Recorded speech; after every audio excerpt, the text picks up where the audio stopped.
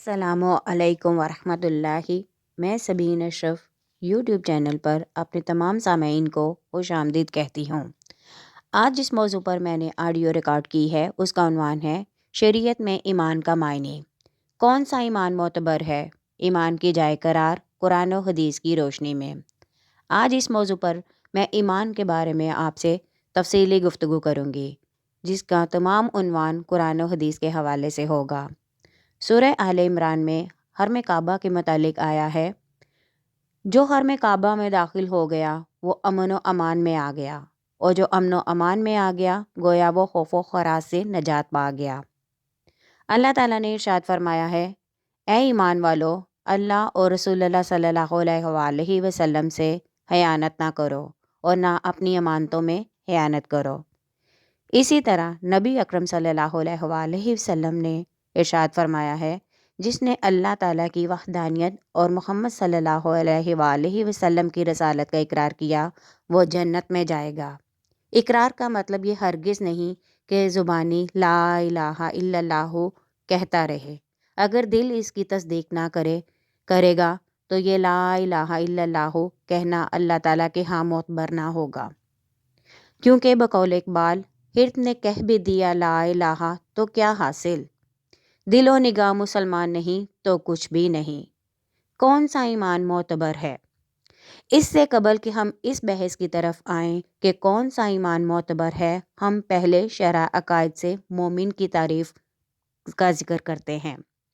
شریعت میں ایمان کا معنی یہ ہے کہ نبی پاک صلی اللہ علیہ وآلہ وسلم اللہ تعالیٰ کے پاس سے جو کچھ احکامات وغیرہ لے کر تشریف لائے ہیں ان سب کی تصدیق کی جائے، یعنی جن چیزوں کے متعلق ہدایت کے ساتھ یہ اجمالاً معلوم ہو کہ آپ صلی اللہ علیہ وآلہ وسلم ان کو اللہ کے پاس سے لے کر آئے ہیں، ان کو دل سے مان لینا مومن ہونے کے لیے کافی ہے۔ کون سا ایمان معتبر ہے؟ اللہ تعالیٰ کے ہاں زبانی ایمان قبول کرنا اور مومن ہونا کوئی حیثیت نہیں رکھتا، بلکہ اس علیم بذات صدور کی نظر تو دلوں پر ہے، اور وہ دیکھتا ہے کہ اس کا اندر کیا کہتا ہے۔ وہ ہمارے اعمال کی غایتوں سے بھی واقف ہے اور نتائج سے بھی، اور ہماری نیتوں سے مکمل طور پر آگاہ ہے۔ اسی لیے رسول اللہ صلی اللہ علیہ وآلہ وسلم نے فرمایا تھا کہ انما الاعمال بالنیات، اعمال کا دار و مدار نیتوں پر ہے۔ دوسری جگہ نبی پاک صلی اللہ علیہ وآلہ وسلم نے فرمایا، بے شک اللہ تعالیٰ ظاہری شکل و صورت نہیں دیکھتا، بلکہ وہ تمہارے دلوں اور نیتوں کو دیکھتا ہے۔ منافقین بھی نبی معظم صلی اللہ علیہ وآلہ وسلم کو رسول کہتے تھے، لیکن زبانی ان کا دل ان کے اپنے ہی قول رسول کہنے کی تصدیق نہیں کرتا تھا۔ اس بنا پر اللہ تعالیٰ نے انہیں جھوٹا قرار دیا، حالانکہ وہ بات ٹھیک اور سچ کہہ رہے تھے، لیکن اس کے باوجود اللہ تعالیٰ نے ان کے کذاب اور جھوٹے ہونے کو تاکیداً بیان کیا۔ سورۃ المنافقون میں ہے، جب منافقین آپ صلی اللہ علیہ وآلہ وسلم کے دربار گوہر بار میں حاضر ہوتے ہیں تو کہتے ہیں کہ ہم گواہی دیتے ہیں کہ آپ صلی اللہ علیہ وآلہ وسلم اللہ کے رسول ہیں، اور اللہ جانتا ہے کہ آپ صلی اللہ علیہ وآلہ وسلم واقعتاً اس کے رسول ہیں، اور اللہ گواہی دیتا ہے کہ منافقین جھوٹے ہیں۔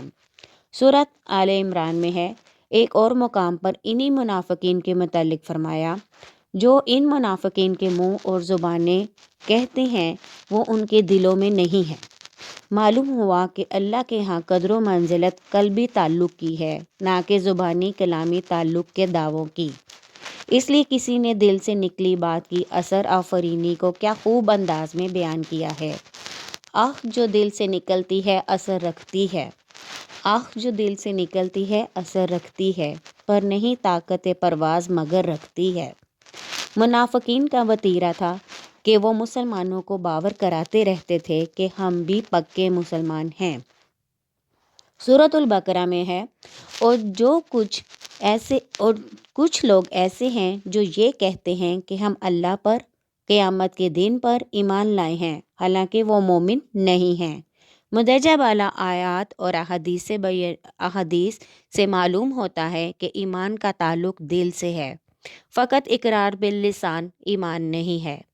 ایمان کی جائے قرار دل ہے۔ اللہ تعالیٰ نے ارشاد فرمایا، دیہاتی لوگ کہتے ہیں ہم ایمان لائے۔ اے حبیب محترم صلی اللہ علیہ وآلہ وسلم، آپ انہیں فرما دیں کہ تم ایمان نہیں لائے، لیکن تم کہو ہم نے اسلام و اطاعت قبول کی ہے، ایمان ابھی تک تمہارے دلوں میں داخل نہیں ہوا۔ ارشاد ربانی ہوتا ہے، اللہ نے ایمان کو تمہارا محبوب بنایا ہے اور تمہارے دلوں میں مزین کر دیا ہے۔ یہ وہ لوگ ہیں جن کے دلوں میں اللہ نے ایمان ثبت فرما دیا ہے۔ جب یہ بات دلائل سے ثابت ہو گئی کہ ایمان کی جائے قرار دل ہے، تو اس کے بعد یہ بات سمجھنا بھی انتہائی ضروری ہے کہ مومن بننے کے لیے فقط علم رکھنا یا جاننا کافی نہیں، بلکہ ماننا ضروری ہے۔ جیسا کہ اللہ تعالیٰ نے فرمایا، جن لوگوں کو ہم نے کتاب دی ہے وہ اس نبی صلی اللہ علیہ وآلہ وسلم کو ایسے پہچانتے جیسے اپنے بیٹوں کو پہچانتے ہیں۔ اس سے معلوم ہوتا ہے کہ اہل کتاب کو رسول صلی اللہ علیہ وآلہ وسلم کی نبوت اور رسالت کا اس قدر یقین تھا جس میں شک و شبہ کا کوئی گزر نہیں، اور وہ لوگ پیارے آقا و مولا صلی اللہ علیہ وآلہ وسلم کو سچا نبی بھی جانتے تھے، لیکن اس کے باوجود وہ کافر ہی رہے، مومن نہ بنے۔ معلوم ہوا کہ ایمان کے تحقیق کے لیے فقط جاننا کافی نہیں، بلکہ ماننا بھی ضروری ہے۔ جیسا کہ اللہ تعالیٰ کا ارشاد ہے، بے شک جو لوگ ایمان لائے اور انہوں نے نیک کام کیے ان کے لیے جنت الفردوس کی مہمانی ہے۔ ایک جگہ اور ارشاد باری تعالیٰ ہے، جس نے نیک عمل کیے خواہ مرد ہو یا عورت، بشرط یہ کہ وہ مومن ہو، تو ہم اس کو ضرور پاکیزہ زندگی کے ساتھ زندہ رکھیں گے۔ ارشاد ربانی ہے، اور اگر مومنوں کے دو گروہ آپس میں قتال کریں تو ان کے درمیان صلح کراؤ۔ جدال و قتال حرام ہے اور قبیح و شنی جرم ہے۔ اللہ تعالیٰ حرام کام کرنے والوں کو اس ہولناک جرم کے ارتکاب کے باوجود مومن کہہ رہے ہیں۔ اے ایمان والو، اللہ کی طرف خالص توبہ کرو۔ اے مومنو، تم سب اللہ کی طرف توبہ کرو۔ یہ تمام ارشادات قرآن مجید میں آ چکے ہیں۔ ایک اور جگہ حدیث پاک ہے، حضرت ابو ذر غفاری رضی اللہ تعالیٰ عنہ روایت کرتے ہیں کہ ایک دن میں حضور نبی اکرم صلی اللہ علیہ وآلہ وسلم کی بارگاہ رفعت میں حاضر ہوا تو آپ صلی اللہ علیہ وآلہ وسلم نے ارشاد فرمایا، جس بندے نے بھی لا الہ الا اللہ کہا پھر وہ اسی یقین کے ساتھ مر گیا تو وہ جنت میں جائے گا۔ میں نے عرض کی، اگرچہ اس نے بدکاری اور چوری کی ہو؟ آپ صلی اللہ علیہ وآلہ وسلم نے فرمایا، ہاں، اگرچہ اس نے بدکاری اور چوری کی ہو۔ میری حیرت کی انتہا نہ رہی، پھر یہی پوچھا کہ اگرچہ اس نے بدکاری اور چوری کی ہو؟ آپ صلی اللہ علیہ وآلہ وسلم نے پھر اسی وثوق سے جواب دیا کہ ہاں، اگرچہ اس نے بدکاری اور چوری کی ہو۔ اب تو بات حیرت سے آگے بڑھ چکی تھی۔ میں تعجب ہو کر پھر وہی پوچھا تو آپ صلی اللہ علیہ وآلہ وسلم نے فرمایا، ہاں، اگرچہ اس نے بدکاری اور چوری کی ہو وہ ضرور جنت میں جائے گا۔ ہاں، ابو ذر اپنی ناک رگڑتا رہے۔ ایک اور جگہ پر اللہ تعالیٰ ارشاد فرماتے ہیں سورۃ المومن میں، نابینا اور بینا برابر نہیں ہیں، اور نہ ہی وہ لوگ جو ایمان لائے نیک عمل کیے برابر ہیں ان لوگوں کے جنہوں نے برائیاں اور نافرمانیاں کیں۔ حدیث قدسی ہے، حضرت ابو ہریرہ رضی اللہ تعالیٰ عنہ سے روایت ہے، نبی اکرم صلی اللہ علیہ وآلہ وسلم نے فرمایا کہ ایمان کی 77 شاخیں ہیں اور ان میں سے سب سے افضل لا الہ الا اللہ ہے، اور ادنا شاخ اماطاۃ الاذی عن الطریق، تکلیف والی چیز کو راستے سے ہٹانا ہے۔ اس سے ثابت ہوتا ہے کہ سب سے پہلے جو سب سے افضل اور سب سے پہلی ایمان کی شاخ ہے، اس کی اہمیت دیکھیں کہ اس کے پڑھتے ہی انسان ایمان میں داخل ہو جاتا ہے، اور سب سے ادنا شاخ ہے اس کا صرف یہ ہی کہ وہ راستے سے تکلیف دہ چیز کو ہٹانا ہے۔ یہاں پر ہم سب سے پہلے ایمان باللہ، اللہ پر ایمان کی پہلی شاخ جو ہے اس کا ذکر کریں گے، لیکن اس کا ہم اپنی آنے والی آڈیو میں اس کا الگ الگ عنوان کے ساتھ اپنی تمام شاہیں بیان کریں گے، مختلف پارٹس میں دے کر۔